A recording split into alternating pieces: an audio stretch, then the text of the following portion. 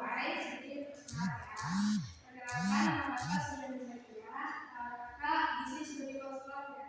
Kalau adik dari perkenalkan nama saya Diana dari kelas 3. Oke, jadi di sini adik sebagai konselor terusnya ya. Sebelumnya udah pernah mengikuti kegiatan seperti ini? Belum. Jadi ini pertama kali ya. Oke, di sini Kak jelaskan sedikit apa itu konseling perorangan. Konseling perorangan ini semacam bantuan layanan yang akan diberikan oleh konselor untuk konseling terhadap persoalan yang disampaikan. Nah di sini Sela ya, Sela nggak usah takut apa yang Sela ceritakan tersebar beberapa kali. Karena di sini kita pegang asas kerahasiaan. Selagi Sela nggak kasih izin untuk membeli gambar lain, di sini kakak tak menceritakan. Dan di sini kak harapkan selama secara terbuka untuk menceritakan apa yang terjadi.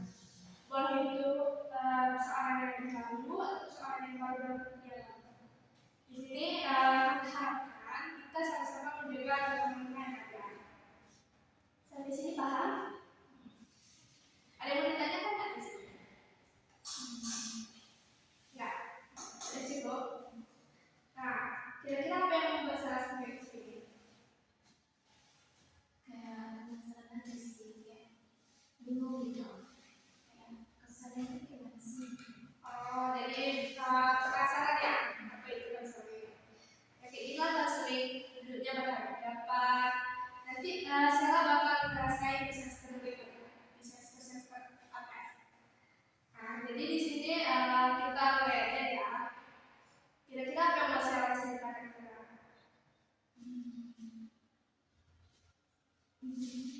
Itu apa yang membuat bingung?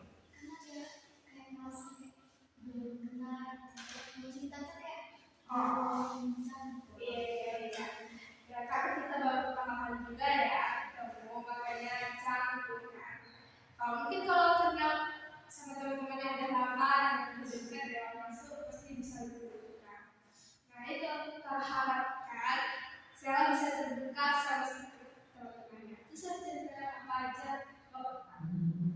Saya lebih sekarang tuh kayak lebih merasa ditekan banget gitu karena dikejar dari semua tugas, disuruh pulang juga, disuruh puas. Terus saya lebih bingung kayak mana bisa bagi-bagikan waktunya, kayak mana kerja-kerja yang disuruh itu belum ada.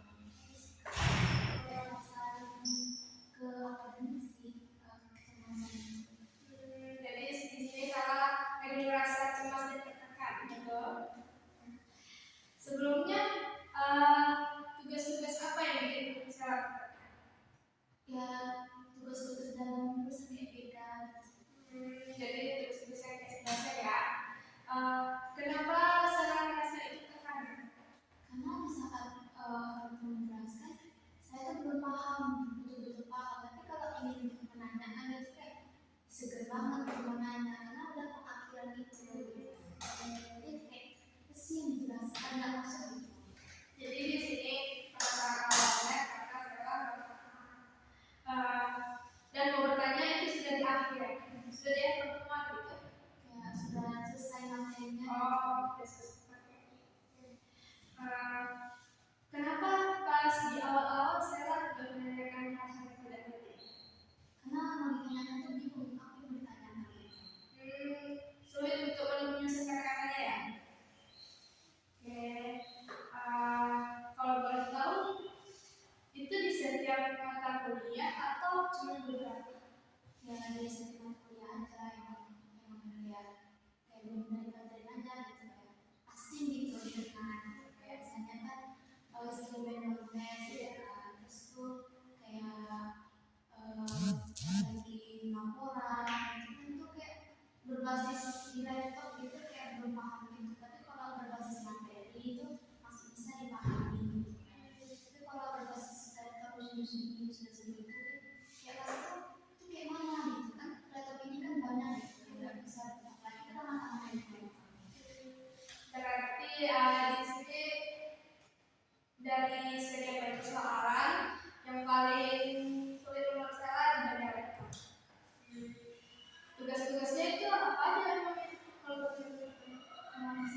materi itu kayak bikin makalah, bikin artikel, laporan, kayak bikin referensi. Nah, itu kayak bikin tabel itu kan kayak belum bisa menguasai untuk kayak cara bikinnya, cara dari referensinya juga belum tahu, aplikasi-aplikasi yang tadi juga belum tahu.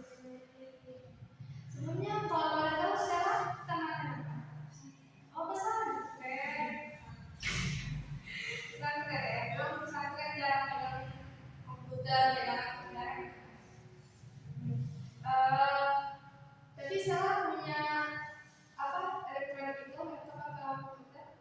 Punya. Mungkin di sini untuk mengolah laptop itu saya bisa belajar. Kan banyak nih sekarang kan referensi yang bisa kita ambil di pelajaran mulai dari TikTok, gitu kan. Kalau untuk masalah laptop mungkin karena belum terbiasa, karena memang belum belajar. Selain itu, kira-kira apa yang bikin salah tertekan? Ya, kebanyakan sih dalam diri sih, misalnya orang percaya diri, selalu overthinking, kayak kita tuh selalu mengeluh gitu, sebelum apa dikerjakan udah mengeluh duluan gitu. Jadi kayak masa diri ini nanti kita bangun karena kayak dalam diri itu kayak kita merasa diri kita ini nggak bisa gitu. Kayaknya makanya selalu kayak overthinking itu dari diri itu kayak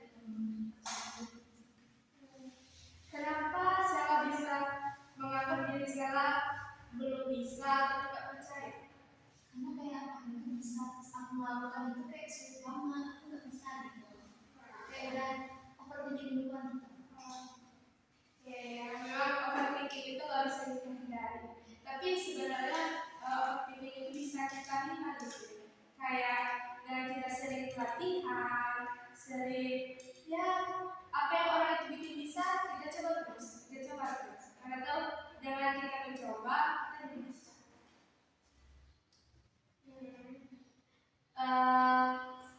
Yang bikin paling overthinking Yang paling overthinking itu kayak misalnya tuh kita menjelaskan itu dengan orang, tapi kayak itu nggak bisa, kayak salah gitu dalam ngomong, kayak kurang percaya diri gitu, nggak pede depan orang umum gitu. Kayaknya itu yang mungkin rasa kecemasan, asal mungkin kita presentasi atau gimana tuh, itu yang bikin kita kecemasan karena kurang pede.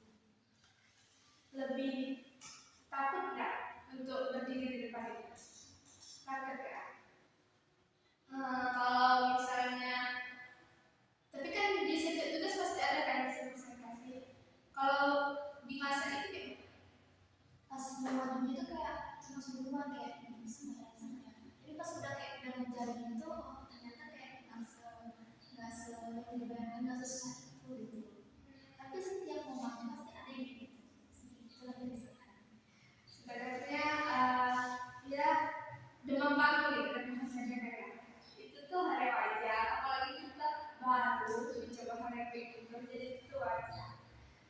Karena kalau kakak pribadi dulu juga kayak gitu sampai sekarang Pak. Kalau mau presentasi atau mau ketemu orang baru pasti itu kayak deg-degan. Tapi kalau kita ya jam terbang lah, karena kita udah sering itu bakal berhasil benar. Jadi di sini tadi pertama saya merasa tertekan karena tugas, mulai dari buat laporan, terus menghabiskan laptop, kan, terus overthinking dengan diri sendiri, terus apalagi pas saat mau presentasi. Nah, dari persoalan yang saya sampaikan tadi, menurut saya bisa nggak dikerjakan? menurut saya sih, saya selalu pasti bisa gitu ya, selalu ada positifnya, nggak ada saya gitu, karena di saat saya terpuruk itu ada teman juga yang masih sama, ada teman, jadi saya merasa nggak terlibat, ada teman, ada orang tua gitu. Jadi saya pasti selalu didukung dan dimotivasikan. Jadi di saat saya kayak terpuruk, tertekan itu, saya selalu mengajarkan itu kepada teman, kayak cerita, kayak mana, dan teman-teman saya itu selalu ngasih saran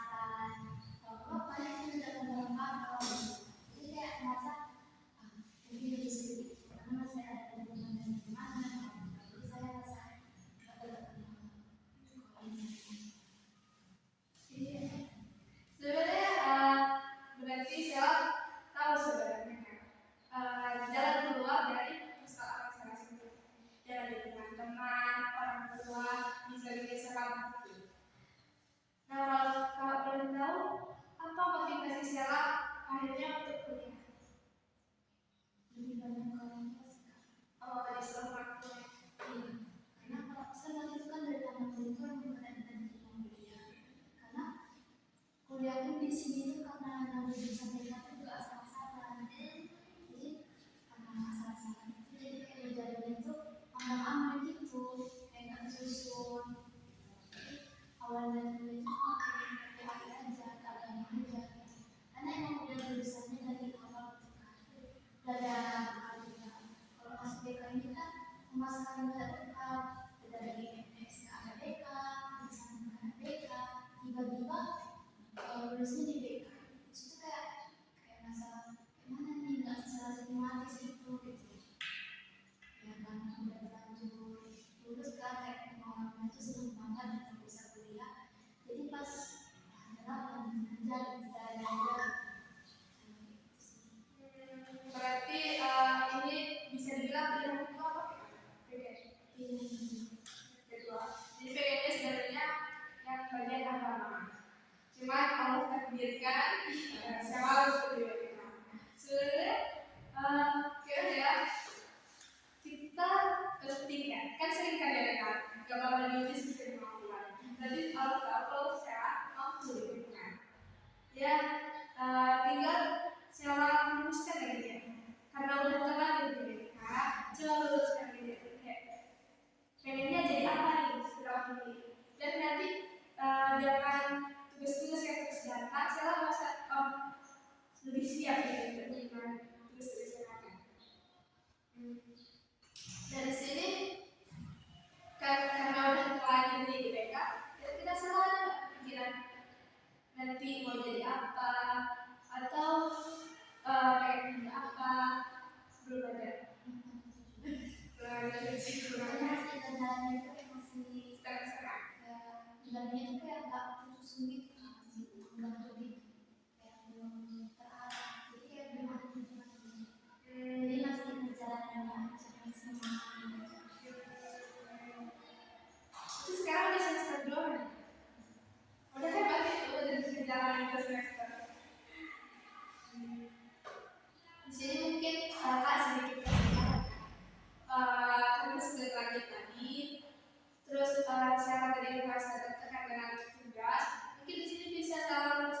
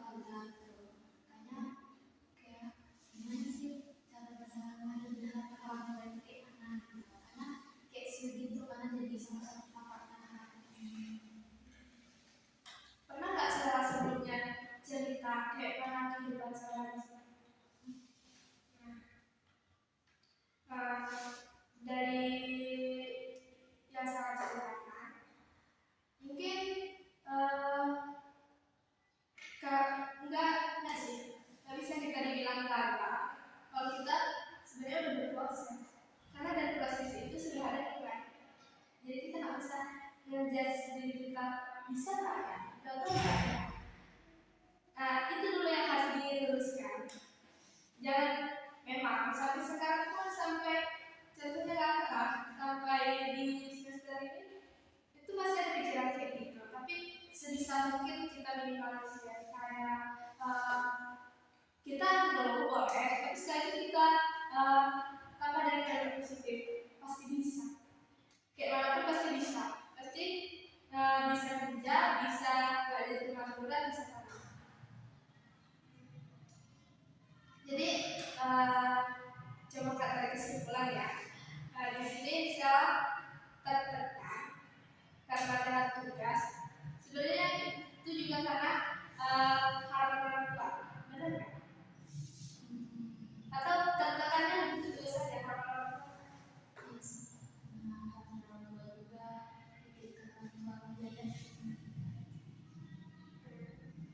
Jadi saya tertekan karena tugas, dia tugas dengan segala macamnya, dan di balik itu ada orang tua yang selalu berharap. Terlebih harapan itu ditanam di tugas.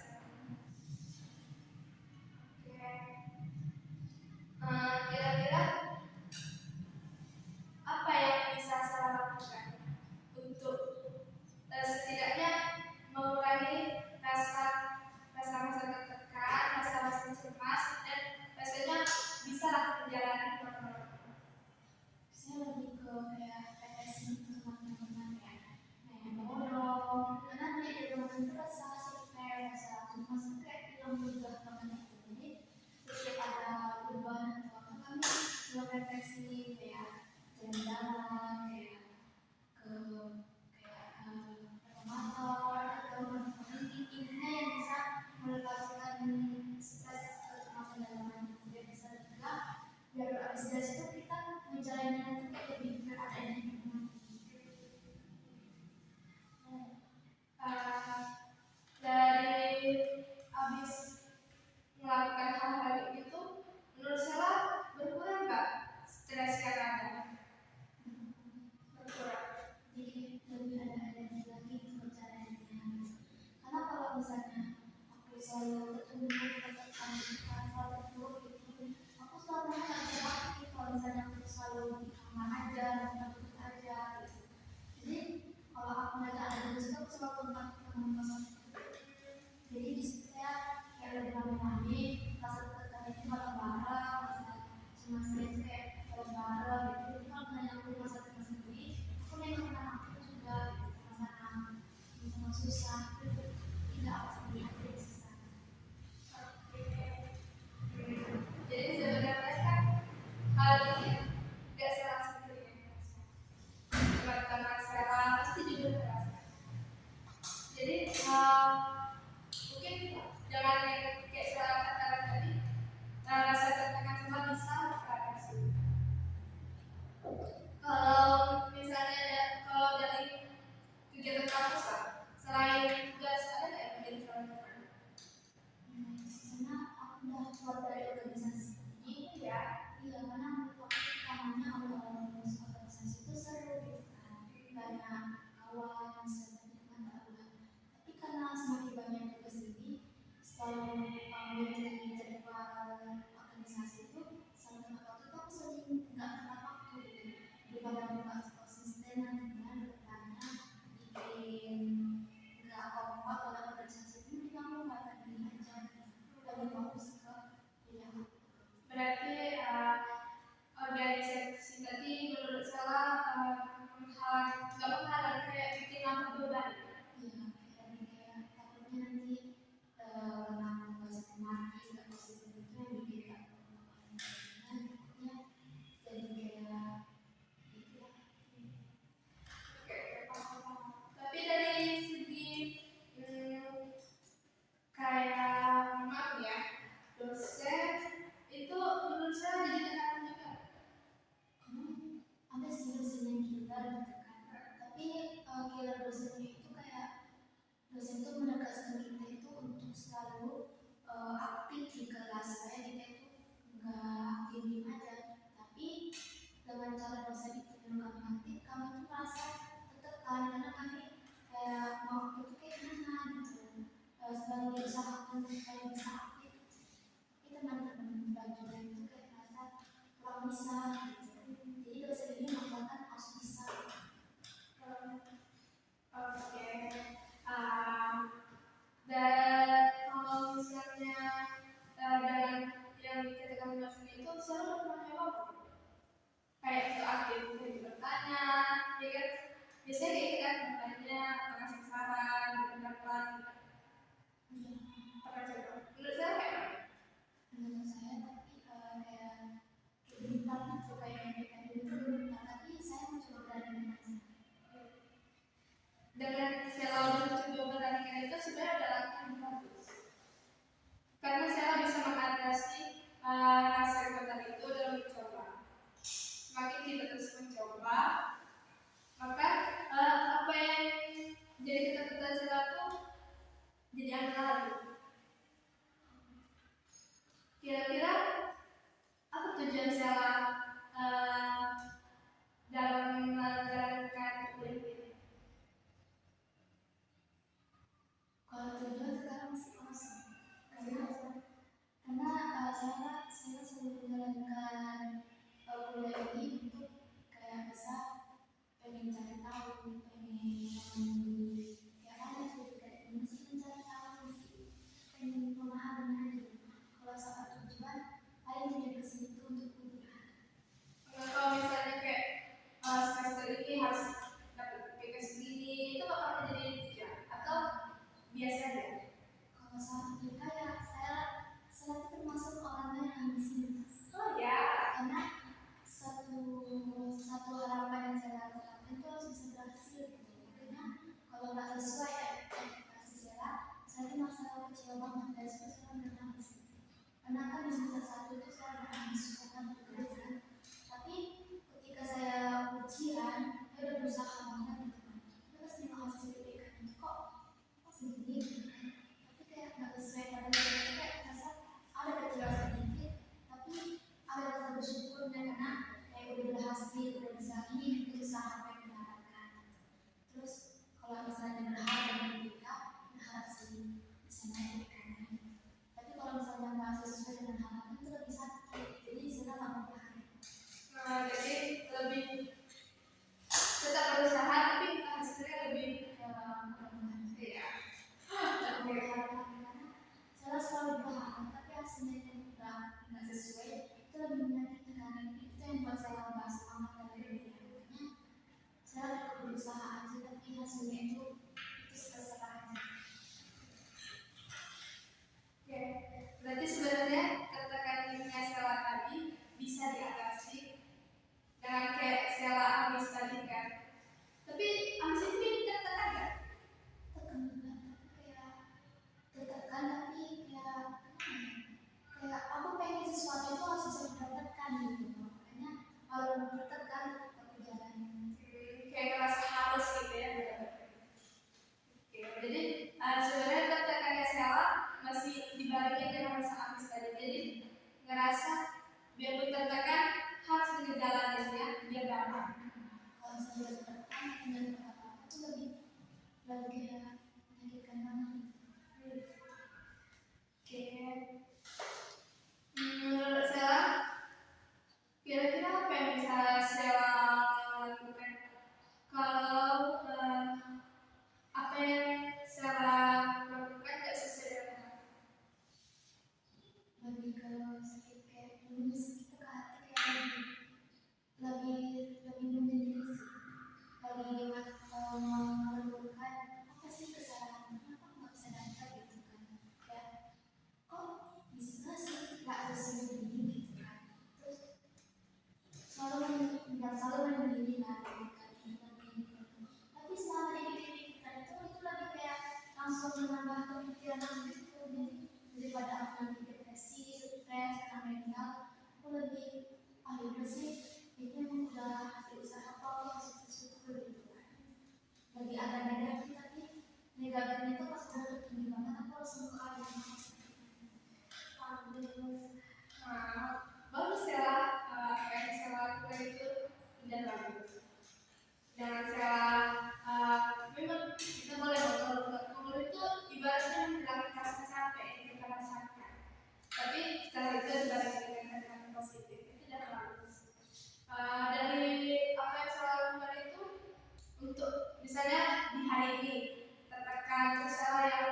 dulu, tapi habis itu dibarengkan dengan kata-kata positif. Untuk di hari esoknya saya merasakan kan enggak? Kayak lebih capek gitu rasanya ngejalanin hari esok. Kayak misalnya energi itu harus habis aku hari ini gitu. Kayak misalnya aku hari ini tertekan, tapi kalau bisa aku nggak bisa tertekan banget gitu. Jadi besok-besoknya aku nyimpan energi itu nggak buang kayak istirahat, tidur, makan dan lain-lainnya itu ketika besok harinya itu aku lebih terenergi terus. Jadi energi itu habis, isi lagi dengan tidur atau istirahat sejenak itu udah mulai lagi terus. Berarti ya kayak gitu saya bisa mengurangi rasa tekan, rasa cemas, rasa pendidikan. Ataupun nangis juga bisa. Dengan Sela kayak gitu, Sela bisa bangkit lagi semangatnya kan. Tuh untuk ngejalanin hari-hari ini Ngejalanin hari ini saya ya udah jalanin aja, walaupun banyak mau kayak mana lagi, kalau nggak dikerjakan tambah banyak, dikerjakan tambah pusing, nggak apa-apa sih pusing nanti siap. Oke. Karena kenapa? Saking banyaknya ini, aku tuh terang banget gitu. Aku tuh nggak mau mengerjakan, karena kalau mengerjakan itu aku makin stres gitu. Tapi semakin aku biarkan tugas itu, dia semakin menghantui aku tak bisa tidur. Jadi daripada aku kayak gitu nggak bisa tidur, makin stres, jadi aku kerjakan aja pelan-pelan. Itu kalau udah waktunya tidur. Pernah tuh ngadepin tugas gitu sampai gak tidur? Pernah. Sampai nggak tidur. Terus kayak hari biasa kan kayak mana rasanya? Kayak lebih anjir, kayak lebih nggak, kayak lebih nampak frustrasinya.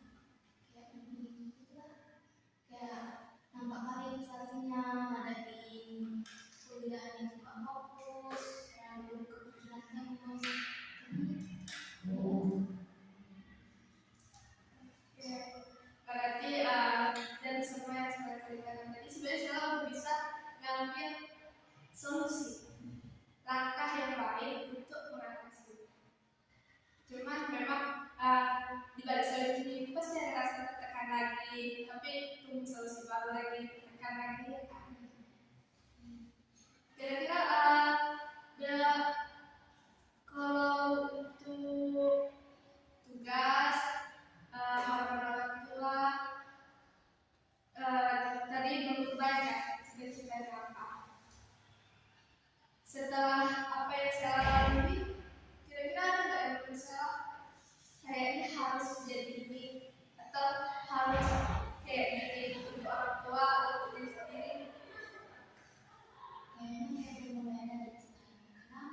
Karena aku selalu bilang ke kamu gitu, karena kamu aku tuh pos banget gitu kan. Jadi aku tengok tuh perkembangan anak saya tuh kayak orang-orang sekolahnya kan, sekolahnya udah mulai nggak ada praktikan, kayak nggak ada berbedanya. Jadi aku tuh kadang bersyukur juga sih masuk di BPK ini, karena aku bisa mendapatkan peluang untuk bisa masuk ke sekolah-sekolah yang berteman guru gitu. Tapi kadang aku merasa kayak aku bisa masih jadi begini, karena pas aku nonton hal itu aku masih belum bisa. Oke, sebenarnya apa yang kalian bisa bilang barusan ini itu udah masuk tujuan, kayak pengen jadi ini gitu kan, untuk ngapain anak-anak itu udah tujuan sebenarnya, tujuan dari apa yang saya jalankan sekarang. Karena dengan itu pasti saya terpacu untuk bisa jadi apa yang kayak saya bayangkan untuk sekolah untuk anak-anak. Itu lebih kayak lebih memajukan aku untuk sekarang sih. Berarti sebenarnya saya bukan nggak ada tujuan, cuma belum mengenal kata itu tujuan. Kalau ada tujuan kayak kalau tujuan itu kemauanku banyak gitu, jadi belum bisa melakukan satu gitu. Berarti banyaknya tujuan saya, jadi saya ambil apa yang mana yang utama gitu. Ya. Tapi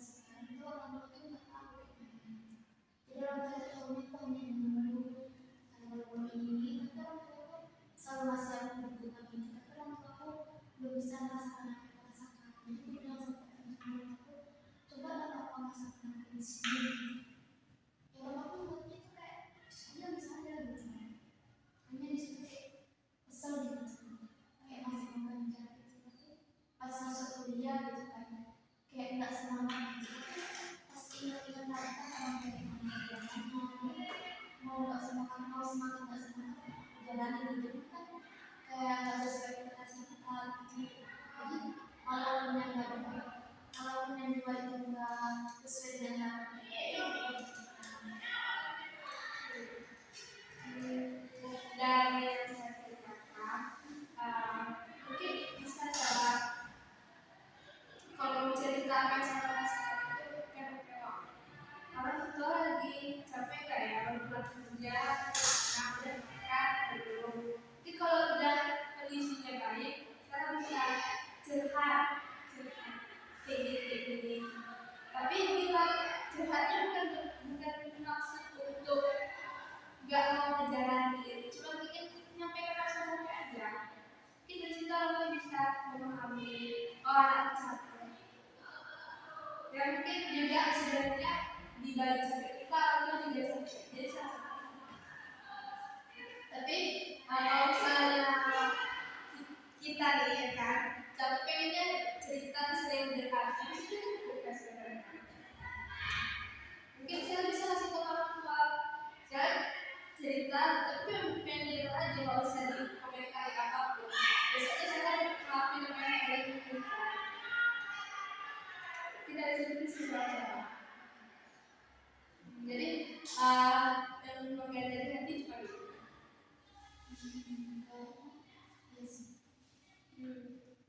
Mungkin ada yang lain tapi itu yang paling penting. Karena memang kalau dari orang itu susah kan ya. Oke. Kira-kira masih ada yang mau diceritakan?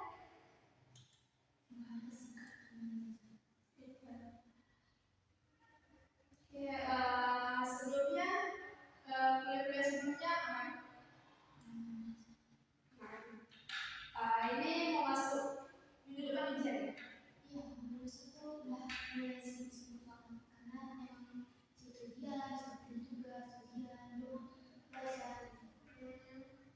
Hari Senin besok ujian ujian apa? Ujian SNM Sama? Oke, dan tidak selesai ya. Makasih sebelumnya selamat datang cerita. Senang loh, senang kali saya dengar. Seolah nggak bakal sama mana karena ini kita ada kasus. Nanti kalau misalnya bertanya salah ada yang ganjal pengen diceritakan sama jangan. Semoga dengan kayak gini sedikit banyaknya apa yang saya rasakan terobati. Setidaknya agak lega lah. Oke, mungkin cukup sekian oleh semoga kedepannya saya bisa jadi lebih baik lagi lah untuk masalah overthinking, masalah ketakutan tadi, terus masalah keenakan. Boleh salah? Terima kasih ya.